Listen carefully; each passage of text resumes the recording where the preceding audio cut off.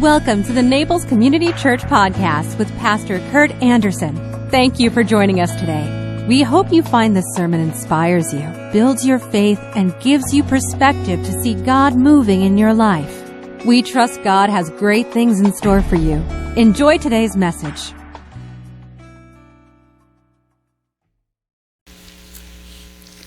Well, just to prove that when you come to church, you don't always have to sit in the same seat. Bill and I are sitting in different seats. We're setting a phenomenal model for everyone, aren't we? But no, it is funny how we have our patterns. Many of us also will park in the same place and then sit in the same seat. And then if we find somebody in our seat, we get a little indignant. But the reality is that when somebody's in our seat, it's probably because they're new. And it's an opportunity for us to embrace them and to let them know how glad that we are that they're there, even though they're in our seat. Well, and I am so glad you're here this morning. On the West Coast, rain was like this. Clouds came in and it was a slow, steady rain, and it would rain for hours, if not days, and people would then go to church. Here it's the opposite. They stay home. But I'm so glad you're here. You are the true believers that you're here. And our text this morning is from the prophet Micah.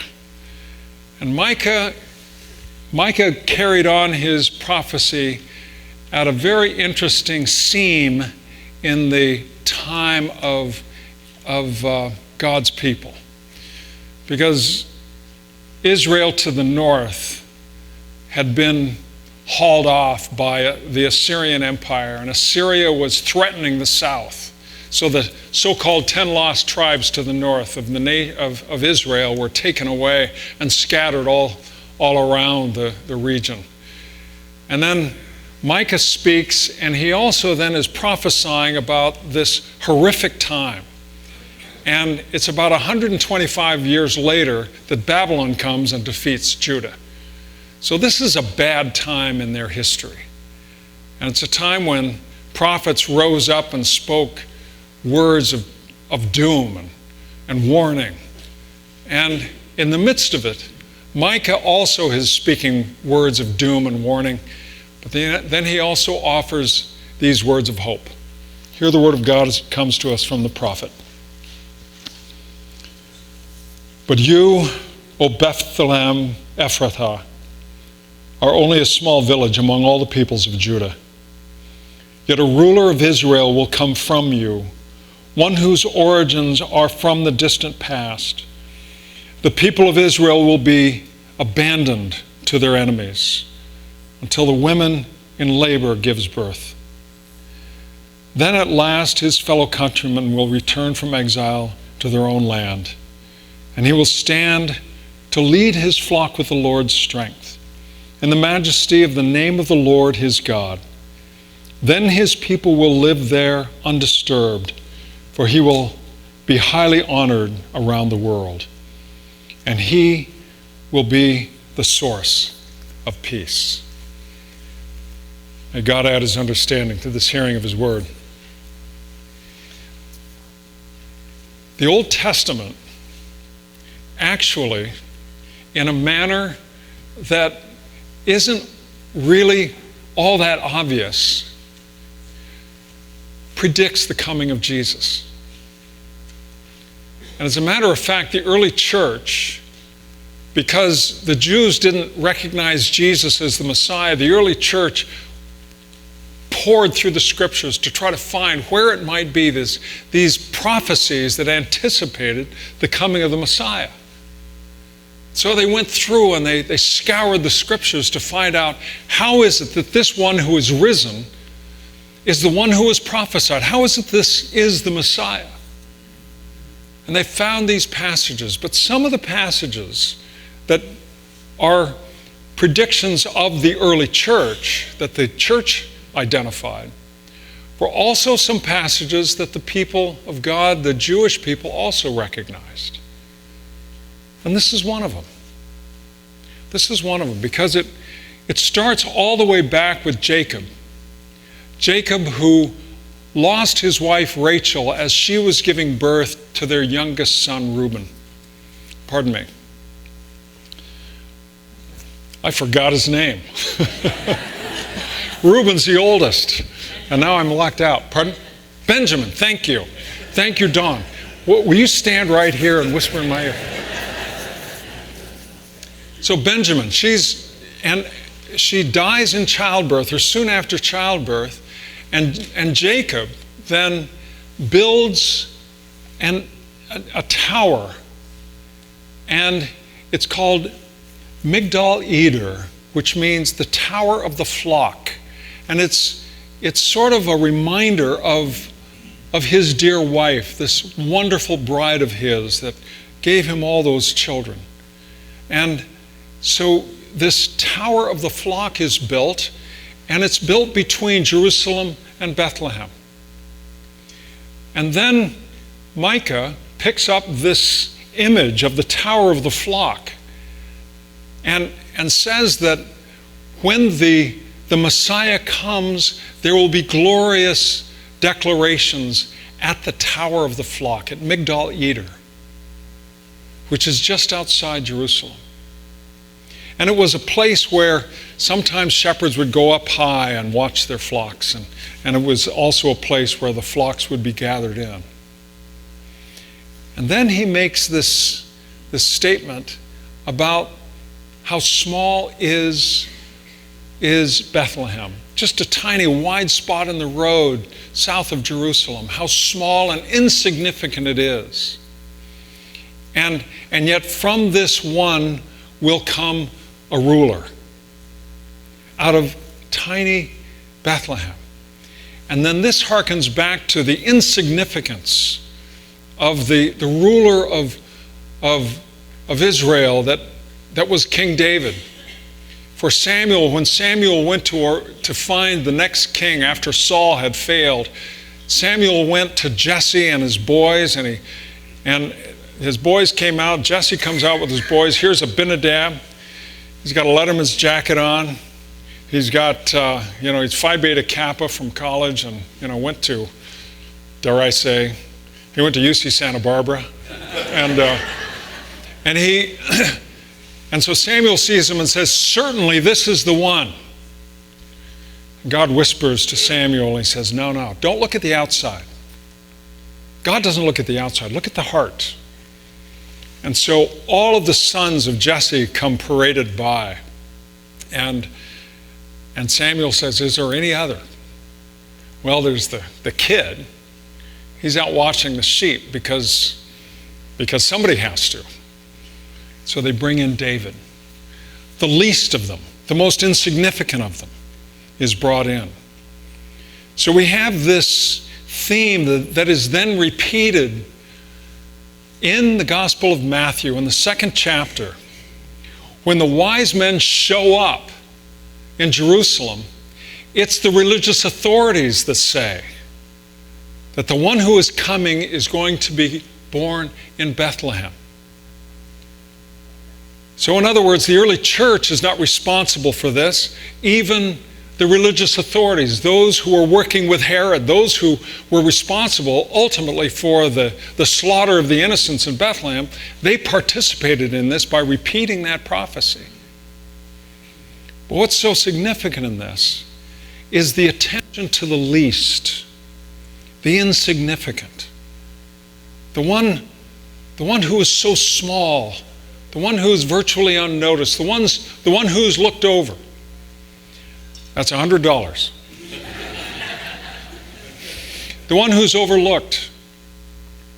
And so this value of looking to the least, looking in places that we don't ordinarily look. These are the ones whom God sees, whom God looks to, and God raises up. And so he raises up David. And David becomes the king after whom the messianic hopes begin to billow out. David becomes the one, and the Messiah is to be a king like David. But even the Messiah then is also going to have these very humble beginnings. Very lowly start in a lowly village. It's this core value of our faith, that we look to the least. We look to the hurting, to the lame, to the broken. That somehow God is there. And He's not impressed by our great accomplishments. However wonderful our lives may have been in terms of our accomplishments, that's not what matters to God. It's the humble, contrite heart, the humility, the place where we find ourselves broken and we open ourselves up to our God. That's what matters. My time in Holland, Michigan was a wonderful, however brief time. And I used to play racquetball with a guy named Bob Sturkin. I beat him one time. Great player. He had to be a great player to beat me so often. A great player. And he had a son who had Down syndrome, Robbie. And to this day, Robbie Sturkin is the most fanatical follower of Hope College athletics. Everything to him is go blue, go blue, go blue. And he is this wonderful, loved individual in the community of Holland, Michigan. And I remember so well that at Holland High School, he was the manager of the basketball team. And yet he would always suit up because he wanted to be like the guys. But he was always taking care of all the players. And in one particular game, Holland High was pretty far ahead. And the coach yelled down the bench for Robbie to go in the game. And it was an amazing moment. Robbie was so excited. He got the ball and started dribbling down the floor. And the other team kind of like let him go. And he stopped and shot from the top of the key and didn't draw iron or board. The ball just went out of bounds. Holland High brought it in and they threw it right to Robbie. And again, the other guys were standing by, kind of faking their defense. And Robbie Sturkin scored in the closing minute of the game. And the stands and everyone just rose up and cheered for this wonderful young man. Mysteriously and wonderfully made. Now, George Will has a son who's now in his 40s. And he says, anytime you can see John behind the dugout of the Washington Nationals, and he'll have his beer set right there on the dugout roof. He is like Robbie. He's a phenomenal fan of the Washington Nationals. I haven't read any comments of George Will's lately since the Nationals did what they did this year in the World Series. But he, in an article not too long ago, had this to write about his son, who is among the least of our brothers and sisters. Judging by John, the world would be improved by more people with Down syndrome, who are quite nice as humans go. It is said we are all born brave, trusting, and greedy, but we remain greedy. People with Down syndrome must remain brave in order to navigate society's complexities.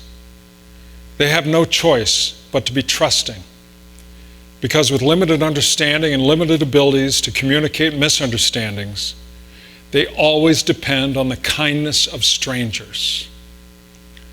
Judging by John's experience, they almost always receive it. The lowliness, the humility, the least of our brothers and sisters in whatever context we find them. The broken, the needy, our brothers and sisters who are going under the knife for one reason or another. Our brothers and sisters who are fighting off a chronic condition. Our brothers and sisters who may have difficulties in their families. How many times have we heard about a young one, maybe in teens or 20s, who's already addicted? These are the least of our brothers and sisters. So the lowly birth of Jesus is a birth that anticipates his entire ministry, to be among us as one who himself would be broken on our behalf. The one among us below whom no one might descend. That's why we have in the Apostles' Creed that phrase, he descended into hell. There is no place beneath where Jesus has descended. So the humility, the lowliness, that is because we have this Lord who understands our human condition and comes to us wherever we are. And in the midst of it also, because of the hiddenness of this, because we have this will of God that is unfolded in a manner that we don't anticipate, God's plan for each of our lives has a necessity about it. There's a necessity about God's plan that will proceed despite our plans. So when somebody is hurting or broken, can it be that this is also within the province of God's plan? There's a necessity about that plan. I was at Sam's Club not too long ago, and I had been to the NCH banquet, and one of the guys who worked there came up from behind me, and he called out to me. He said, "Sir," he said, "haven't I met you somewhere?" And he said, "Like at the hospital or something?" I said, "Well, I was at that NCH thing."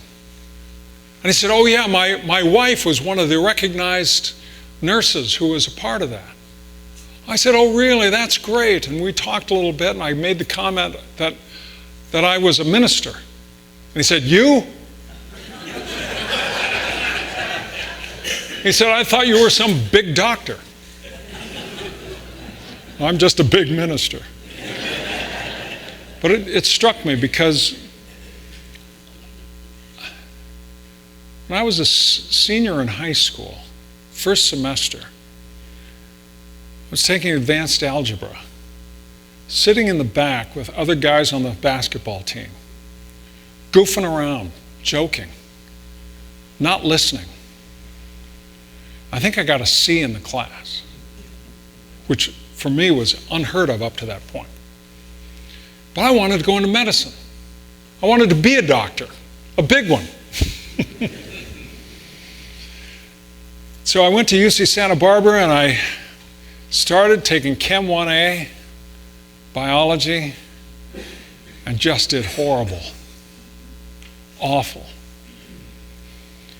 And I thought, well, what am I going to do with my life? And yet there was a necessity, I believe, about God's plan. At the same time, I was involved in a youth group down in Montecito, not too far from the campus. And I was leading kids in youth ministry and taking them to the Sierras and all that kind of stuff and having the time of my life. And because I wasn't able to go to medical school, I thought law school, thought I'd be a big lawyer. But then I was at a place in my life where I realized that what did I really want to do but what I was doing with those kids, sharing with them the good news of God's love. And as time went by, I came to see and realize that there is a necessity about God's plan. Our plans be what they may, there's a necessity of God's plan. So how on earth would Jacob have known when he built that tower to cover over his dear wife as she had passed? How was he to know? How was Micah to know? And when he spoke of that little town, Bethlehem, that there was a necessity. How was David to know when he was brought in off the field that he would become the king, and a king, even with all of his flaws and brokenness, that would be the model of the king who would be the one to come? So in our own lives, to know that there is a divine necessity about God's plan for your life.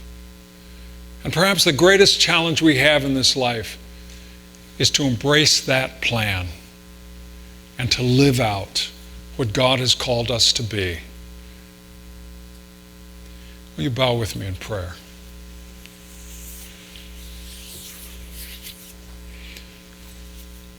And Lord, it's that into which our lives are most fully lived. When we endeavor to do things our way, when we endeavor to be self-promotional or self-aggrandizing, when we try to become big, Lord, it is your will that we would enter into what you have planned for us.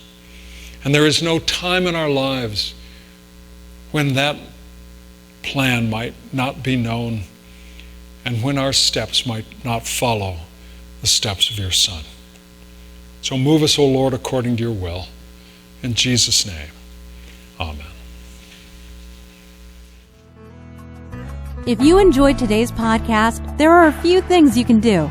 Be sure to subscribe, rate, and review this podcast. For more information, you can visit us online at www.naplescommunitychurch.org. If you happen to be visiting Naples, please drop in for our Sunday service at 10 a.m. We'd love to meet you. Thanks again for joining us. Have a fabulous day.